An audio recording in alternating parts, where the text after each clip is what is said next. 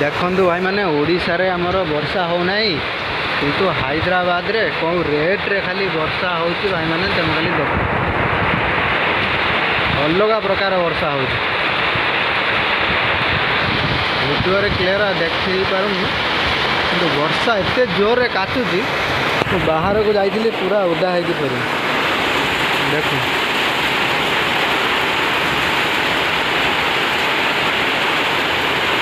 ଆମର ଓଡ଼ିଶାରେ ଆମେ ଚାଷ କରିବା ପାଇଁ ହଇରାଣ ହେଉଛୁ। ବାଲେଶ୍ୱର ଜିଲ୍ଲାର ଭଦ୍ରକ ଜିଲ୍ଲାର ମୟୂରଭଞ୍ଜର ଟୋଟାଲ ବର୍ଷା ନାହିଁ ମରୁଡ଼ି, କିନ୍ତୁ ଏଠି ଦେଖନ୍ତୁ କେଉଁ ରେଟ୍ର ବର୍ଷା ହେଉଛି ଖାଲି ଟିକେ ଦେଖନ୍ତୁ କିଛି ଦେଖା ହେଉନି।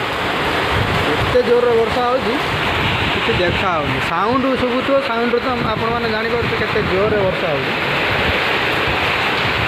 ଦେଖନ୍ତୁ ମୁଁ କବାଟଟା ଦେଇଦେବି, ବହୁତ ଜୋରରେ ବର୍ଷା ହେଉଛି। କାକା ତାର ଏଠି ବସିକି ଢୋଳଉଛି।